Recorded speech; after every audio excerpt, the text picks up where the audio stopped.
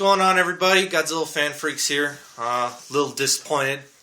While I was gone on my ship cruise to Alaska, my best friend took the Varan, the Unbelievable DVD I got at G-Fest 20.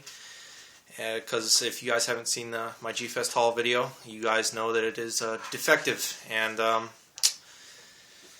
he took it to a store near his place that has one of those machines that buffers and fix the discs, and he just told me the other day that it is still messed up. It's still messing up, so I'm disappointed about that. I've looked online. I can only find it for about $30-$40 at most. I paid $15 for it at G-Fest 20. So unless a deal arises, I will be, I'll just have to wait until hopefully I go next year to G-Fest 21 and find a copy there, and hopefully I get a good copy this time. So a little disappointed about that. But other than that, let's get on to the figure review. Today we are reviewing Godzilla 1955, the very second Godzilla. Here's the card. This is from the 50th anniversary memorial box, by the way. And here's the card to show that authenticity. Hopefully you guys can all see that very well. And this was the another black and white Godzilla movie, since it is 55, just a year after the first one. And here's the movie that this particular version of Godzilla was in. Godzilla Raids Again. Excellent film. He faces his very first adversary, Anguirus. Excellent film. Both versions, the Japanese and English dubbed. Japanese version is substantially better. The English dub version is more hilarious to watch. The dubbing in it has some spots to where it's like you get lost and it's like, okay, I don't see how that portrays to the story or what's happening, but they just, I don't know, I think they were on something when they were doing the dubbing for this film. So anyway, Godzilla Raids Again. I'm sure most of you have seen it, but if you haven't, go online or eBay or Amazon. You'll be able to find it and pick it up and watch it. Great film. Alright, Godzilla 1955 from the 50th Anniversary Memorial Box. This is, I think the only one, but I'm not sure, the only Godzilla figure that actually stands pretty much straight up. He doesn't really have too much of a hunch, and he has a very long neck, and this is the only one where his mouth is posed closed, not open. A lot of Godzilla figures, his mouth is open, but this one is closed. But the detail on this is great.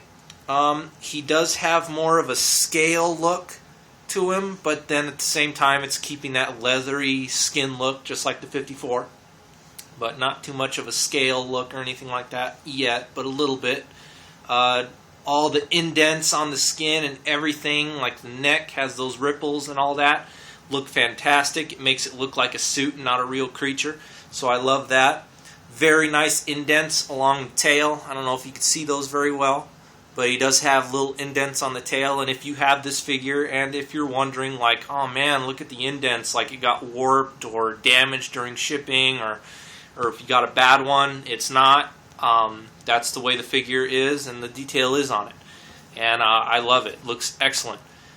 Paint job, you can only go so far as black and white, just like the last one, but he is a lighter color. Godzilla 54 was a very deep black with some silver highlights. He is a blackish, grayish, so he's a little lighter, and he does have a highlight on the chest and on the knees, but not as silvery. They're more of a bone, tan-colored gray, and same thing with the spines. The spines are that tannish bone color. And the teeth are white, and the eyes are white with black pupils. And so the detail and paint job is accurate from what we can tell from black and white. And next on is articulation. The arms do rotate 360. This arm rotates 360 very well all the way around. This one you have to bend out just a little bit, or it'll brush up against his thigh there. Legs rotate very well all the way around 360, so only 4 points of articulation on this Godzilla. Pretty basic for every Godzilla figure. No neck joint, which is good because that would look really strange if he could turn his head. Tail does have a glue seal, but I don't break glue seals. I keep figures in their normal state. And the spines, as a lot of us know, for the 50th Anniversary Memorial Box, Godzilla 1955, The spines are upside down. On the inside of the spines, it even tells you which way is the right way, and when they're putting the figure together, they still manage to screw it up.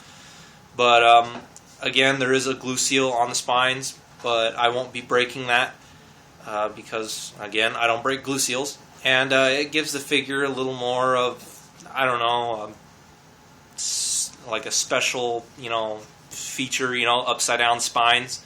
So that ain't bad. A lot of people have taken the glue seal out and turned the spines over, but I'm not going to. I'm just going to leave it the way it is. And that's about it for articulation. Only 4 points. Pretty basic for a Godzilla figure.